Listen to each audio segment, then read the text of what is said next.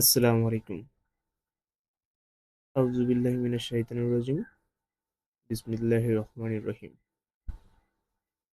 আশা করি সবাই অনেক ভালো আছেন। আজকে আমাদের স্পোকেন ইংলিশের ২য় নম্বর ক্লাস। ২য় নম্বর ক্লাসে কি আছে দেখেন।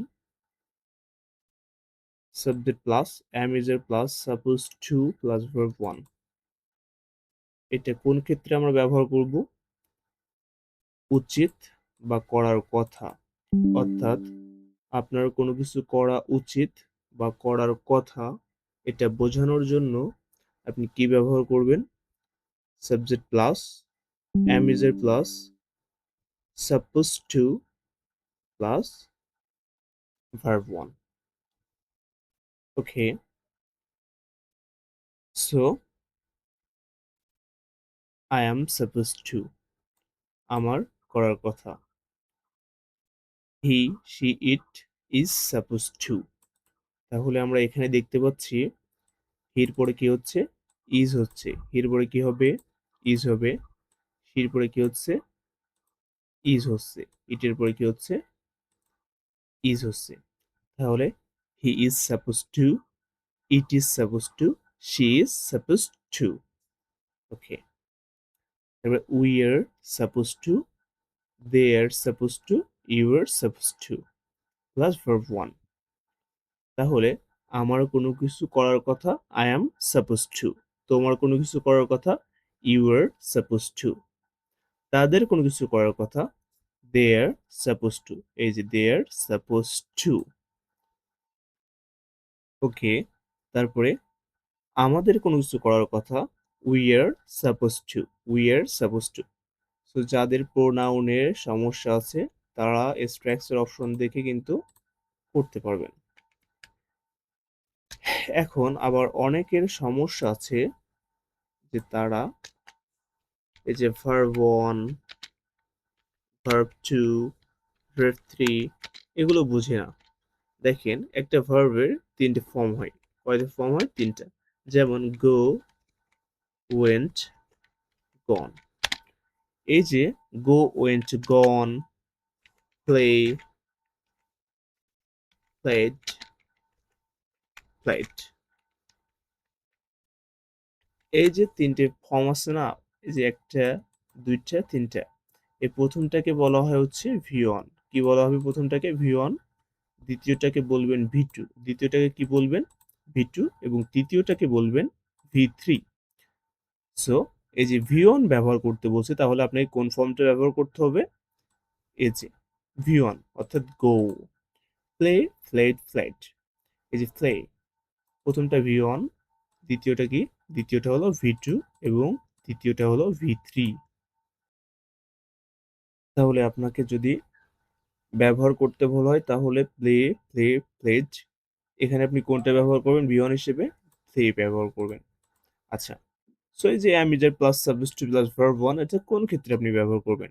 খেয়াল করেন।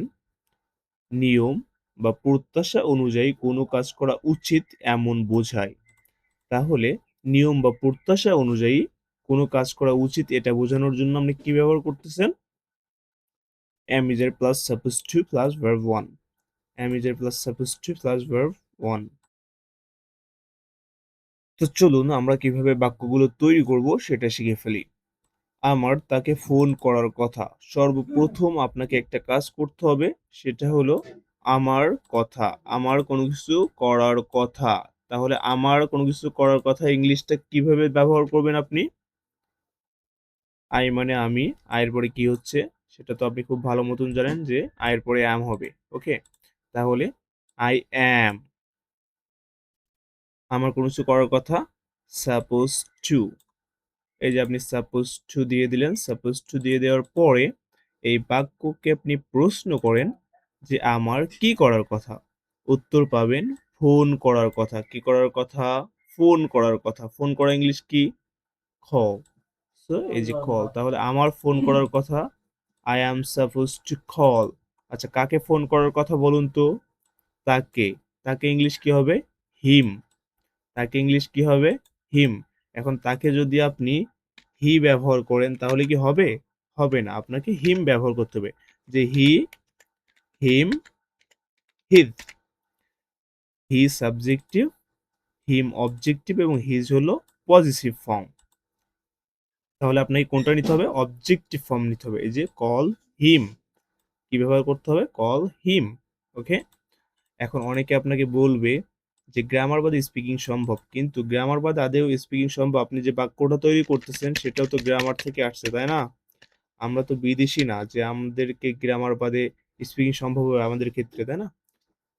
সো গ্রামার বেসিক রুলগুলো প্রয়োজন হয়। আপনাকে noun, pronoun, parts of speech এগুলো জানতে হবে, তাই না? ভার্বের ব্যবহার জানতে হবে। না হলে আপনি বাক্য তৈরি করবেন কিভাবে অ্যাজ এ বাংলাদেশী হিসেবে, তাই না? তাহলে আমার তাকে ফোন করার কথা, I am supposed to call him. তাদের তাকে ফোন করার কথা, দে are suppose to call him. তাহলে দের পরে কি হবে বলেন তো? এই যে দের পরে আর হবে, দের পরে কি হবে? আর হবে, এই যে আর। আচ্ছা, তার আগে, আচ্ছা তোমার নিয়ম মানা উচিত। তাহলে তোমার কোনো কিছু করা উচিত, তোমার ইংলিশ কি হবে? ইউ। ইউর পরে কি হবে বলেন তো?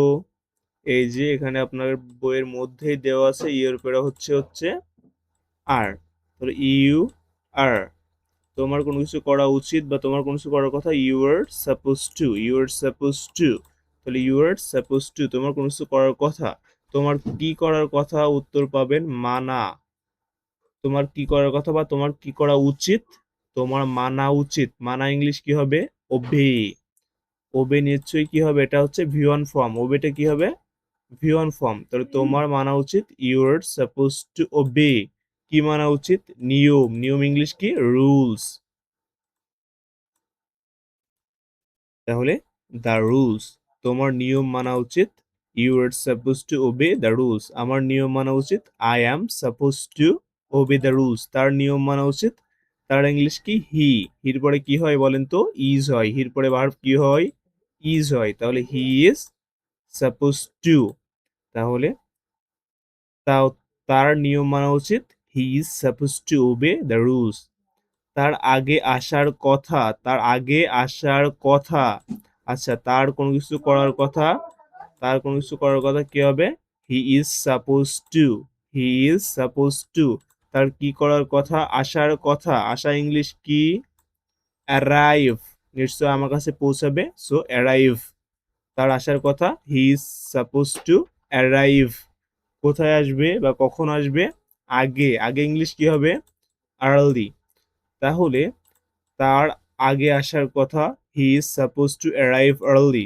আমার আগে আসার কথা, I am supposed to arrive early. তোমার আগে আসার কথা, you are suppose to arrive early. আমাদের অন্যদের সাহায্য করা উচিত বা আমাদের অন্যদের সাহায্য করার কথা। তাহলে আমাদের উচিত কি হবে? We are suppose to, we are suppose two. আমাদের কি করা উচিত?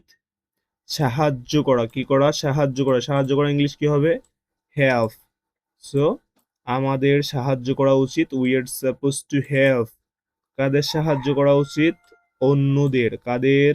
অন্যদের। তাহলে আদার্স। আমাদের অন্যদের সাহায্য করা উচিত, we are suppose to help others. তার মনোযোগ দিয়ে পড়া উচিত, তার কোনো কিছু করা উচিত, হি is supposed to, he is supposed two. আচ্ছা, তার কি করা উচিত? পড়া উচিত। তার কি করা উচিত বলেন তো? পড়া উচিত। তাহলে পড়া ইংলিশ কি হবে? স্টাডি। পড়া ইংলিশ কি হবে? স্টাডি। তাহলে তার পড়া উচিত, সে ইজ সাপোজ টু স্টাডি। আচ্ছা, কিভাবে পড়া উচিত? মনোযোগ দিয়ে। অথবা আমরা কি ব্যবহার করতে পারি এখানে? হার্ড অথবা অ্যাটেনটিভলি। তাহলে তার মনোযোগ দিয়ে পড়া উচিত, she is supposed to study attentively or hard. So আমাদের কোনো কিছু করার কথা বা উচিত এটা বোঝানোর জন্য আমরা কি ব্যবহার করতেছি? Subject plus am is are plus suppose two plus verb one. Structure অপশনের মাধ্যমে আমরা বুঝতে পারবো আয়ের পরে এম হবে, হি সি ইটের পরে ইজ হবে এবং ইউ উই দের পরে আর হবে। তাহলে I am supposed to, he is supposed to, she is supposed to, it is supposed to, we are suppose to, you are suppose to, they are suppose to. So এভাবে কিন্তু আপনি প্রশ্ন করে করে অগণিত বাক্য তৈরি করতে পারবেন ইনশাআল্লাহ। সো আপনাদের বাড়ির কাজ হলো এভাবে 10টা বাক্য তৈরি করা। প্রথমে বাংলা লিখবেন এবং সেটা থেকে ইংলিশে কনভার্ট করবেন। ভালো থাকবেন। আসসালামু আলাইকুম।